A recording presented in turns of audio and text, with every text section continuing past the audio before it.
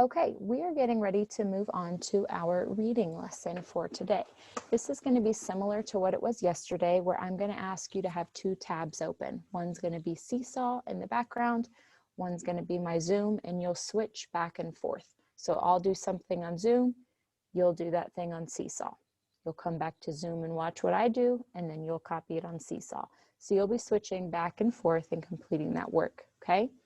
Yesterday, we worked on fiction texts, so a story about an item and people that were fake. They did not happen in real life. Today, we're going to focus on nonfiction, and I want us to see how those questions can be different. Okay, so our goal today is to understand how to ask and answer questions with a nonfiction text. To get us prepared to do that first, I'd like us to warm up with some question words and a little activity that I have here, okay? I'm going to ask for you to follow along with this activity inside of your screen. So if you would like to leave yourself on mute but say the answers out loud, that would be fantastic, and we'll see how you're feeling. I can still see you guys, so I'll be able to see if you're celebrating or if you're learning from a mistake, right? This is a place where we're going to make mistakes, and it's okay. So I'm going to go ahead and show you this chart, and we've seen this chart before when we were looking at what a question is asking for. Now we're going to be looking for what the key word would be for that question, okay? So let's take a look here. All right, so this is a what question. Here's the answer. Aiden can see his dog. Aiden can see his dog. What do you think is the question if it's a what question? Aiden can't see his dog. Our question would be, what can Aiden see? Because our answer is Aiden can see his dog. Okay, so this helps us to understand when we see the answer what the question could be. So let's take a look at this one. It's a where question, so it's going to start with where. Aiden's dog is running up the driveway. What's the where question?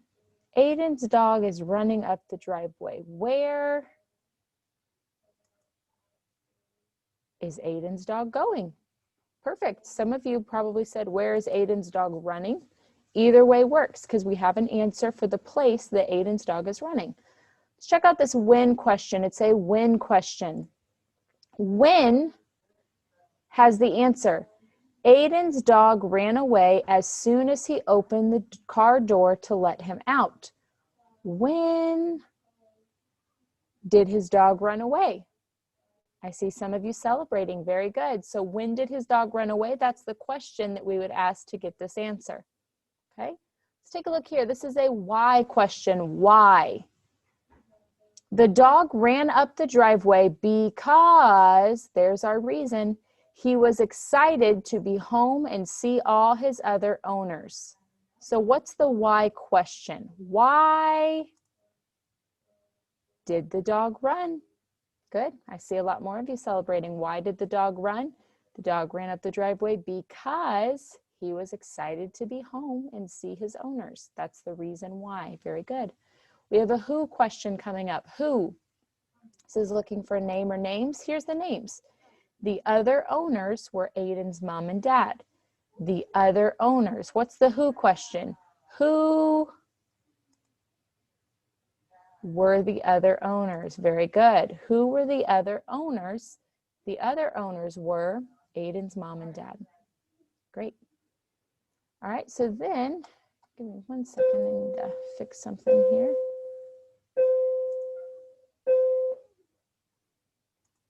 All right, there we go. This is a how question. How? How? The answer is Aiden called out the dog's name and said, come, to get him to run back to him.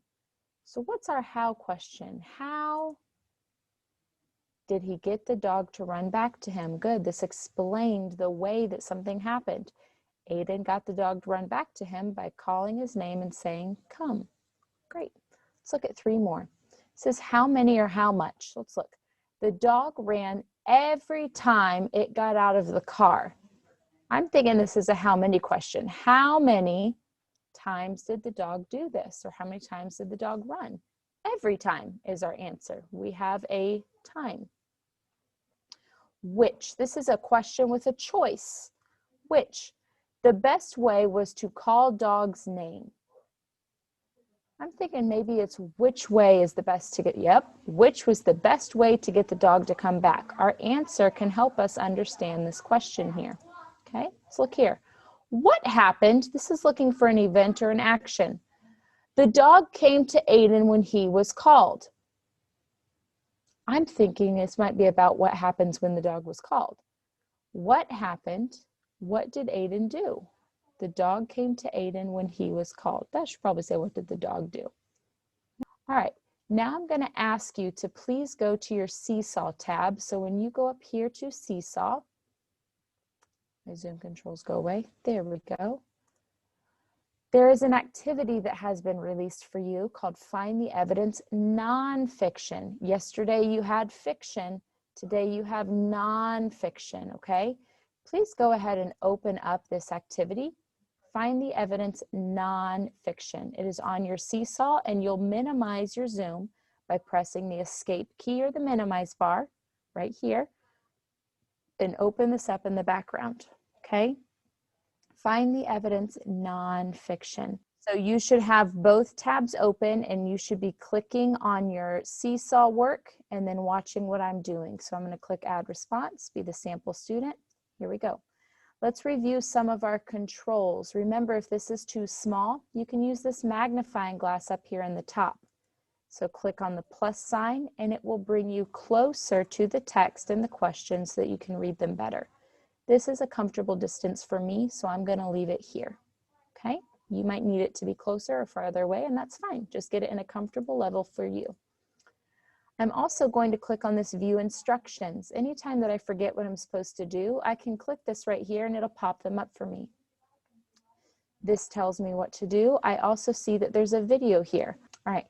Right now, I'd like you watching my Zoom screen. If you are not watching my Zoom screen, please come onto my Zoom screen now.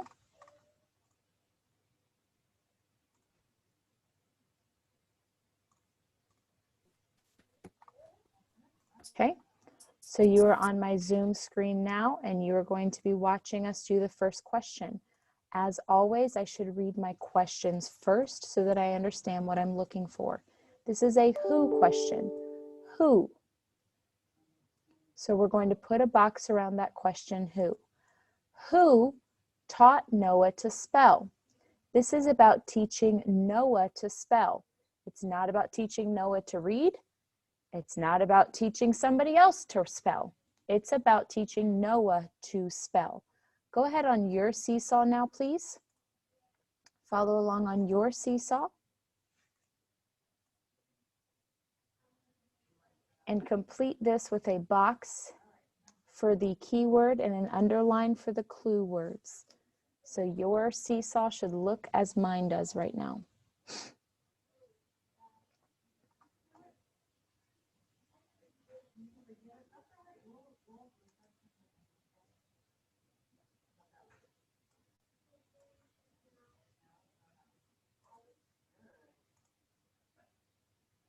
Okay. All right, let's come back to me. We're going to switch to our highlighter. You're watching my screen now, and we're going to find the evidence for this. Who taught Noah to spell? So we're going to read until we find from Noah someone to spell. Okay, here we go. Have you ever used a dictionary to find the definition or spelling of a word? You can thank Noah Webster. Webster was born to a wealthy family in West Hartford, Connecticut. He was a descendant of the governor of Plymouth Colony. His father never went to college, but valued education. Among other jobs, he founded a local book society. Noah's mother also spent hours teaching spelling and math and music to her children. Ooh, so I just learned about teaching spelling. Look right here, teaching spelling to her children, and it said Noah's mother. So Noah's mother taught Noah to spell. So that's what I'm highlighting. With your highlighter now, please go do that. Noah's mother also spent hours teaching spelling, math, and music to her children. On your Seesaw, go ahead and highlight that now, please.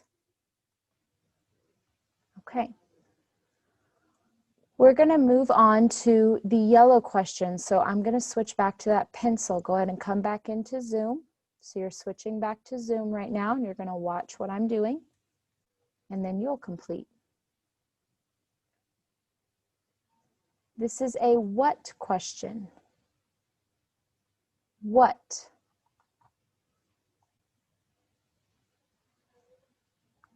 What other jobs did Webster try before writing? So we're looking for jobs that Webster tried before writing. So we know that writing is going to be one of his jobs eventually. We're looking for the jobs that happened before. And I'm going to switch to a darker shade of yellow because that's kind of difficult for me to see. So what other jobs did Webster try before writing? Before writing, okay?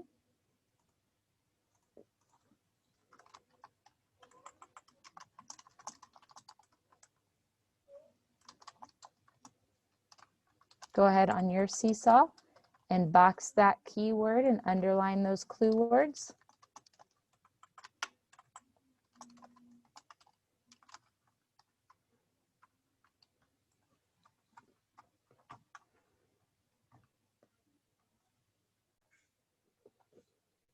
All right, so if you're following along, let's go ahead and come back together. We're going to read that yellow question. We're going to read for our evidence now, okay? What other jobs did Webster try before writing? So before he went to writing.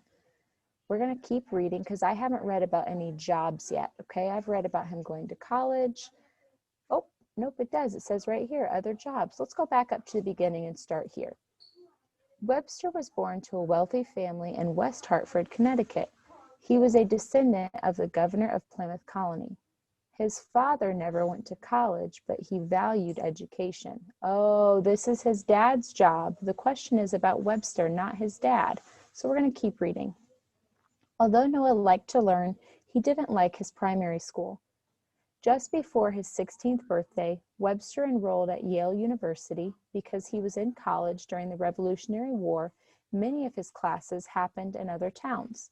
When Noah graduated in 1778, he tried teaching. Hey, teaching is a job. Studying law, that's a lawyer, that's a job. And even starting his own school. Oh, a principal, that's a job too. Eventually, he tried writing. Oh, look at that. All of those things happened before writing. So we found 3 jobs that Webster tried before writing.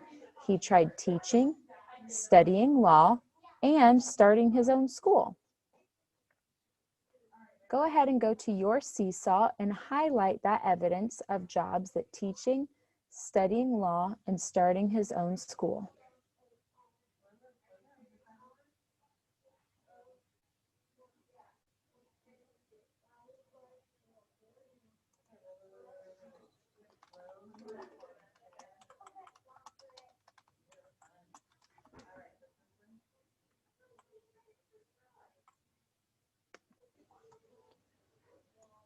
All right, if you're following along, go ahead and come on back to your Zoom screen so that you can see. We're switching to red. Where? This is looking for a location. Where did Webster attend college? So this is where. Where did Webster attend college? So we're looking for the location of the place that he went to college, okay? So let's go ahead and go back through here because I'm pretty sure we read about that. Just before his 16th birthday, Webster enrolled at Yale University. I know that university is another word for college, so I found it. Webster enrolled at Yale University. Yale University. So that is the name of our college.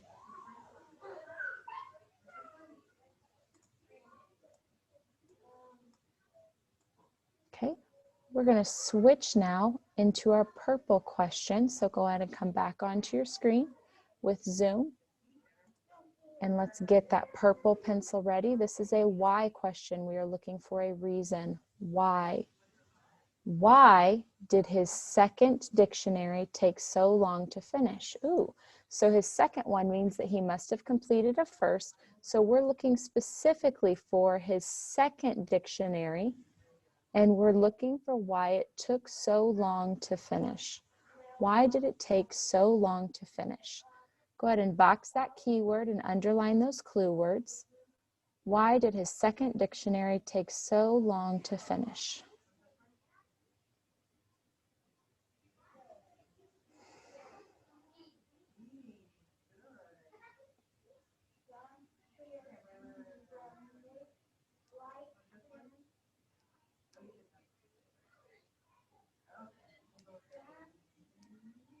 Okay, let's go ahead and look for evidence. So I'm going to switch to my highlighter and I'm going to make it purple to match that question.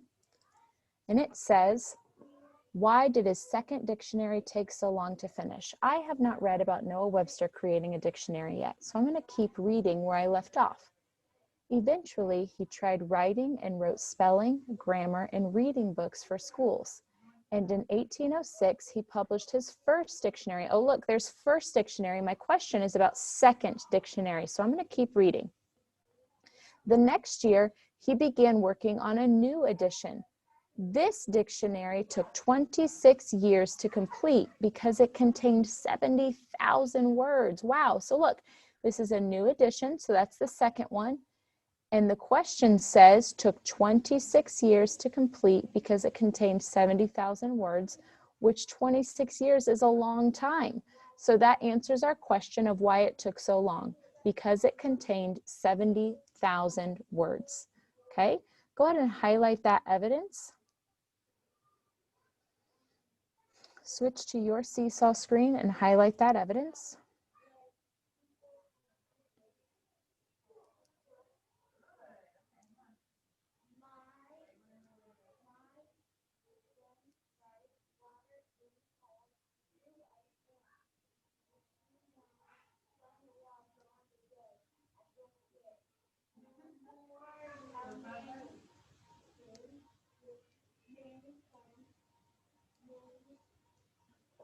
Okay, we have another question. It is a green question, so I'm going to switch to green. I'm going to switch my pencil to green. If you can come back to your Seesaw screen or to your Zoom screen so that you can watch what I'm doing here.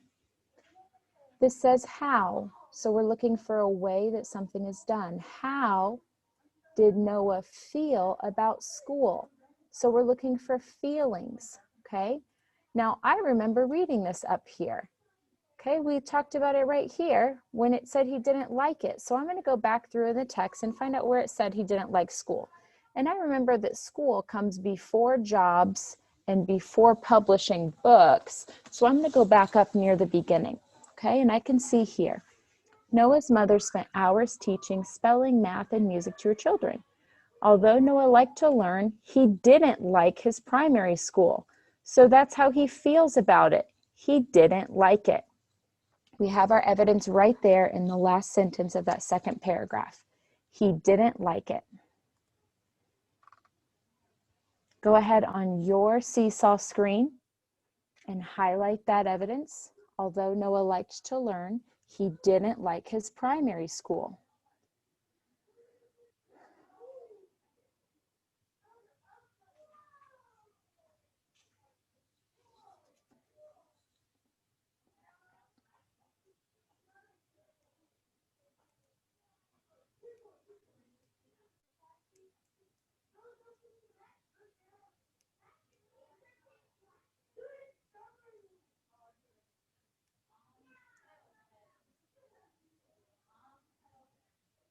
We have one more question. If you can come back to the Zoom screen, we're going to complete this last question. This is an orange question, so I'm going to get my orange pencil to box my keywords and underline my clue words. When, this is a time question, when did Noah publish his first dictionary? Ooh, we read about that first dictionary, so that's what we're looking for. The time that he published his first dictionary, okay? So we're going to go look for that. Back here, we've read in the purple about the second dictionary. The first one would come first. Look right here. It says first dictionary. We're looking for a time of when. So I'm going to go back to the beginning of that sentence. Eventually, he tried writing and wrote spelling, grammar, and reading books for schools. And in 1806, ooh, that's a year, he published his first dictionary. Yep, that matches my keywords and my clue words. When? 1806 is a year, so that's a time. Published his first dictionary, it's right here in the answer. Published his first dictionary. So in 1806 is the answer to that. Okay, go ahead on your Seesaw screen and highlight that evidence. In 1806, he published his first dictionary.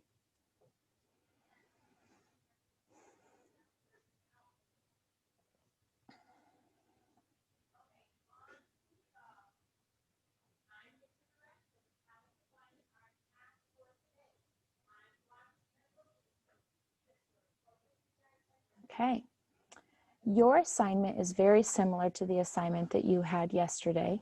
You are going to be completing the second page of this on your own during our work time coming up, okay? You can look at my example. You can look at the example that you completed with me to help you understand all of the steps for solving the questions on the next page, okay?